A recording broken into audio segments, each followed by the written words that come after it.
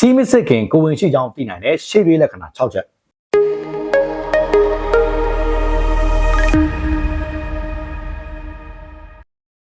အားလုံးပဲမင်္ဂလာပါကျွန်တော်ကတော့ Yuba Clinic ဘကူ channel မှာကျမရဲ့ပူဇာအမြဲတမ်းဖြတ်ပြီးပေးနေတဲ့ဒါတော့ဖြစ်ပါတယ်ဒီဗီဒီယိုလေးမှာတော့ကျွန်တော်အမျိုးသမီးတွေအတွက်အကျိုးရှိတဲ့အကြောင်းတွေကိုမျှဝေပေးချင်ပါတယ်ဗောနော်အဲ့ဒါဘာလဲဆိုလို့ရှိရင်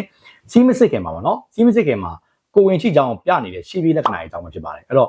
့တော်တော်များများတော့စီးစစ်လိုက်တော့မှပဲနှစ်ကြောင်းပေါ်တော့မှပဲကိုဝင်ရှိကြောင်းသိနိုင်တယ်ဗောဒါပေမဲ့အဲ့လိုစီးမစစ်ခင်မှာငါများကိုဝင်ရှိနေသလားဆိုပြီးတော့ပြနိုင်တဲ့ရှေ့ပြေးလက္ခဏာတွေရှိပါတယ်အဲ့ဒီရှေ့ပြေးလက္ခဏာ6ချက်ကိုဒီဗီဒီယိုမှာကျွန်တော်တည်တည်ချာနဲ့ဆွေးနွေးပေးသွားမှာဖြစ်တဲ့ကြောင့်ဒီဗီဒီယိုလေးစုံနေကြည့်ဖို့ဖိတ်ခေါ်ချင်ပါတယ်အဲ့တော့ဗီဒီယိုလေးစလိုက်အောင်နော်ကိုကျမ်းမာရေးပြဿနာတွေကိုဒေါက်တာယူပါနဲ့ online ကနေပဲဖြစ်ဖြစ်စေကန်းလာပြီးတော့ဆွေးနွေးခြင်းနဲ့ဆွေးနွေးဖြစ်ဖြစ်ဖုန်းနံပါတ်3993935939ကိုဆက်သွယ်ပြီးတော့မနက်7:00နာရီကနေပြီးညနေ6:00နာရီအတွင်းမှာအသေးစိတ်စုံစမ်းမေးမြန်းလို့ရပါတယ်ရှင်အဲ့တော့စီမစ်စစ်ခင်ကိုဝင်ရှိနိုင်တယ်ပေါ့နော်ရှေ့ပြေးလက္ခဏာတွေကအထင်ရှားဆုံးလူတော်တော်များသိတဲ့လက္ခဏာကိုစပြီးတော့ကျွန်တော်မိတ်ဆက်ပေးပါမယ်အဲ့ဒါကတော့ယာဒီချိန်မှာဖြစ်ပါတယ်အဲ့တော့ miss period ဖြစ်သွားတာပေါ့ယာဒီပေါ်ရမယ့်ရက်မှာမပေါ်တော့ဘဲနဲ့ကြော်သွားတာအဲ့တော့အရှိမလည်းအကာအကွယ်မဲ့လင်ဆက်ဆန်ထားတယ်ဆိုလို့ရှိရင်သိကြတယ်ဒါဒီကိုဝင်ရှိတာဖြစ်ကောင်းဖြစ်နိုင်တယ်ပေါ့နော်ဒါပေမဲ့လည်းယာဒီချိန်နေဆိုတာကလည်းတစ်ခါကြလို့ရှိရင်များစိတ်ဖိစီးမှုတအားများတဲ့အခါဖြစ်ဖြစ်ဝါဈေးတွေပါတောက်တာပဲဖြစ်ပေါ့နော်အစားတောက်ပြတ်တာပဲဖြစ်ဖြစ်ဟော်မုန်းပြောင်းလဲမှုတွေရောက်တဲ့တစ်ခါကြရင်ယာဒီချိန်နာဖြစ်တတ်တယ်ပေါ့ဒါကြောင့်မလို့ယာဒီချိန်နာတစ်ခုတည်းနဲ့တော့လေ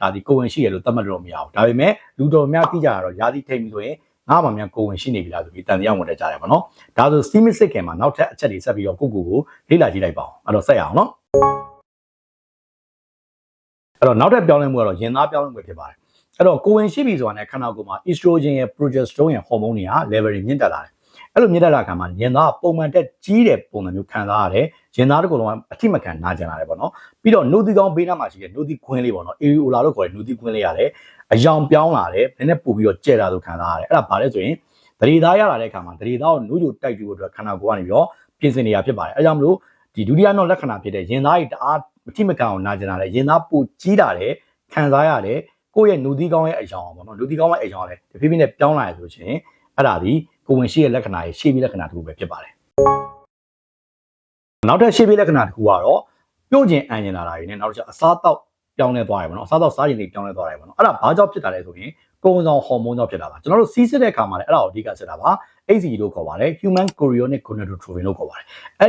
ဒီကိုယ်ဆောင်ဟော်မုန်းရဲ့ခန္ဓာကိုယ်မှာ level မြင့်တက်လာတဲ့အခါကျတော့ခန္ဓာကိုယ်ကဘာဖြစ်လာလဲဆိုတော့ပြုတ်ကျင်အန်ကျင်လာဖြစ်လာတယ်ကျွန်တော်တို့ကတော့ morning sickness လို့ခေါ်တယ်ပေါ့နော်ဟိုမနက်ခင်းမှပြုတ်အန်တယ်ပေါ့ဗျာအဲ့တော့ချို့တွေကအဲ့ဒါကိုသိမှတ်ထားတယ်မနက်ခင်းမှပြုတ်အန်မှကိုဝင်ရတာပေါ့မဟုတ်ဘူးကျွန်တော်တို့ကတော့အများစုကမနက်ခင်းမှပြုတ်အန်လို့ morning sickness လို့ပြောပေမဲ့တချို့ကြောက်လည်းနေ့လည်ခင်းမှပြုတ်အန်တာရှိတယ်တချို့ကြောက်လည်းညနေခင်းကျမှအန်တာရှိတယ်အဲ့ဒါအရေးမကြီးဘူးနော်နာမည်ရတာ morning sick ဒီ sickness လို့ပြောတာကြံတဲ့အချိန်မှလည်းအန်နိုင်တယ်ပေါ့နော်ပြီးတော့အစားကျင်တောက်ကျင်စိတ်တွေပြောင်းလဲသွားတာပေါ့နော်ချင်းချင်းတက်တာဖြစ်လာတာပေါ့ဗျာပြောရရင်တော့ဟိုကျွန်တော်တို့ pika လို့ခေါ်တာပေါ့နော်ဒီရှင်းပြောလို့ရှိရင်ဗျာဟိုကိုအရင်တော့မစားဘူးတဲ့အရာတွေကိုစားကျင်လာတာမကြိုက်တဲ့အရာတွေစားကျင်လာထူးထူးဆန်းဆန်းတွေပေါ့ဗျာဟိုသဲတွေစားကျင်လာတာမြေကြီးကဲတွေဝါကျင်လာတာပြာတွေဝါကျင်လာဒါမျိုးတွေပေါ့နော်အဲ့လိုထူးထူးဆန်းနေချင်းချင်းတက်တာတွေလည်းဖြစ်လာပါတယ်အဲ့ဒါဘာလဲဆိုရင် HCG ဟော်မုန်းရဲ့ effect ကြောင့်ဖြစ်ပါတယ်အဲ့လိုမျိုးပုံစံမျိုးတွေပေါ့နော်ပြိုတာအန်တာတွေစားရင်တောက်ရင်စိတ်ပုံစံတွေပြောင်းလဲသွားပြီဆိုရင်ဒါဒီကိုဝင်ရနေတဲ့ရှေ့ပြေးလက္ခဏာတွေတစ်ခုပဲဖြစ်ပါတယ်နောက်တဲ့ရှေ့ပြေးလက္ခဏာတစ်ခုကတော့ခန္ဓာကိုယ်ကမောပန်းနွမ်းနေလာတာနဲ့စီးခဏနာသွားတာပဲဖြစ်ပါတယ်အဲ့တော့ခန္ဓာကိုယ်မှာပေါ့နော်ကိုဝင်ရပြီဆိုရင် progesterone ဟော်မုန်းတွေအများကြီးထွက်လာတယ်ပြီးတော့ဒီအမျိုးသမီးတယောက်ကကိုဝင်ရလာပြီဆိုရင်အနားယူဖို့ပို့လိုလာတယ်လေဟုတ်တယ်မလားဒါကြောင့်မလို့ခန္ဓာကိုယ်ကresting mode ကိုပြောင်းလိုက်တယ်ပေါ့နော် resting mode ကိုပြောင်းလိုက်ပြီးတော့ခန္ဓာကိုယ်ကအနားယူတဲ့တောင်းဆိုလာတယ်အဲ့တော့အတင်းကျပ်မလုပ်စေချင်ဘူးကလေးနဲ့ကိုယ်နဲ့အတွက်စွမ်းအင်တွေအများကြီးလိုအပ်တဲ့ကြောင့်အဲ့စွမ်းအင်တွေကိုအဲ့ကလေးဖွံ့ဖြိုးမှုအတွက်ကိုပဲသုံးမှဖြစ်တဲ့ကြောင့်မလို့လုံးဝအနားယူဖို့လိုအပ်တယ်ဒါကြောင့်မလို့အနားယူဖို့လိုအပ်တဲ့ကြောင့်မလို့ခန္ဓာကိုယ်ကပင်ပန်းနွမ်းနေနေတာဖြစ်ပါတယ်နောက်တစ်ခုကတော့စီးခဏခဏသွားတာပေါ့နော်အဲ့တော့ကလေးရောကိုယ်ရောနှစ်ယောက်လုံးအတွက်ဆိုတော့သွေးလက်ပတ်မှုကပိုများလာတယ်အဲ့တော့ခန္ဓာကိုယ်စနစ်မှာသွေးလက်ပတ်မှုစနစ်မှာသွေးစီးဆင်းမှုတွေပိုများလာတဲ့အတွက်ကြောင့်မလို့စီးခဏခဏသွားတာလည်းဖြစ်လာပါတယ်အဲ့ဒီအပြင်ပေါ့နော်ဒီကိုဝင်နေရလာပြီဆိုတာနဲ့ကိုဝင်သက်လေးနည်းနည်းရင့်လာပြီဆိုတာနဲ့အဲ့ဒီကလေးရဲ့တရေသားပေါ့နော်အဲ့ဒီတအိမ်ကဘာကိုဖိလဲဆိုတော့စီးရုံခဏခဏဖိတယ်စီးရုံခဏခဏဖိရကြောင့်မို့လေတော်ပြီးလှုပ်ဆော်သလိုဖြစ်ပြီးတော့စီးဟာခဏခဏသွားတာဖြစ်ပါတယ်အဲ့တော့ကနဦးစမှာတည်းဟောများသောအားဖြင့်စီးခဏခဏသွားတာတွေမောပန်းတာတွေနွမ်းနေတာတွေပြလိုက်ပြတာရှိပါတယ်အဲ့ဒါတွေပြလာပြီဆိုတော့ဒါဒီကိုဝင်ဆောင်ဖြစ်ခြင်းရဲ့ရှေ့ပြေးလက္ခဏာတစ်ခုပဲဖြစ်ပါတယ်နောက်တဲ့လက္ခဏာတစ်ခုကတော့တတိအောင်နဲ့အထိမ့်မဲ့နဲ့သွေးနေနဲ့ဆင်းခြင်းနဲ့ဗိုက်နေနဲ့အောက်ခြင်းပဲဖြစ်ပါတယ်အဲ့တော့တတိအောင်လို့သွေးဆင်းတာရှိပါတယ်အဲ့ဒါဘာလဲဆိုရင်တတိသားကတိမ်မှာသွားပြီးတော့တွေ့ကပ်ပြီဆိုတာနဲ့သွေးနည်းနည်းလေးဆင်းတတ်တယ်အဲ့သွေးနည်းလေးဆင်းတာဒီချို့ကြောက်ကြတယ်ပေါ့နော်သွေးနည်းနည်းဆင်းတော့ကိုယ်မြက်ပြန်ပြတ်ကြပြီလားမဟုတ်ပါဘူးအဲ့သွေးနည်းနည်းဆင်းတာဒီသွေးရောင်ကလည်းပန်းရောင်လေးပေါ့နော်အနီရောင်ပန်းရောင်နည်းနည်းလေးပဲဆင်းတာပါဒါ ဒါပေမဲ့အဲ့အချိန်မှာတော့သတိသားတွက်ခဲ့တဲ့အချိန်မှာဘိုက်တာအောက်တက်ပါတယ်အဲ့လိုလက္ခဏာမျိုးတွေပြပြီဆိုလဲဒါဒီကိုဝင်ရခြင်းရဲ့ရှေ့ပြေးလက္ခဏာတစ်ခုပဲဖြစ်ပါတယ်နောက်တဲ့ရှေ့ပြေးလက္ခဏာတစ်ခုကတော့ mood swing ဖြစ်သွားတာပေါ့နော်စိတ်ခံစားချက်တွေအပြောင်းလဲဖြစ်တာပေါ့ကိုဝင်ဆောင်ကာလမှာဆိုလို့ရှိရင်ကိုဝင်ဆောင်ဟော်မုန်းတွေပေါ့နော် estrogen တွေ progesterone တွေတခြားဟော်မုန်းတွေရောပေါ့ဟော်မုန်းတွေအများနဲ့ပြောင်းလဲမှုတွေရှိတဲ့အခါကျတော့အဲ့ hormone changes တွေကြောင့်မလို့အမျိုးသမီးတယောက်ဟာငိုကြင်လိုက်ရည်ရင်လိုက်ဝမ်းနေလိုက်ဝမ်းသာလိုက်နဲ့အများနဲ့မှုတွေပြောင်းလဲမှုရှိပါတယ်အဲ့ဒါလိုမျိုးခန္ဓာကိုယ်မှာပေါ့နော်အဲ့ဒီ hormone ပြောင်းလဲမှုကြောင့်မှုတွေပြောင်းလဲနေပြီဆိုတဲ့ဒါဒီကိုဝင်ဆောင်ရဲ့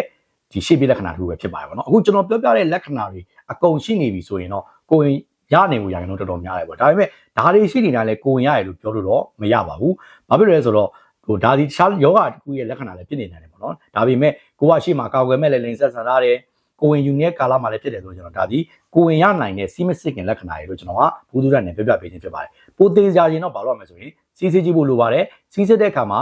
နှစ်ချောင်းပေါ်တယ်ဒါအောင်အဲ့တော့လည်းတိတ်မသေးကြသေး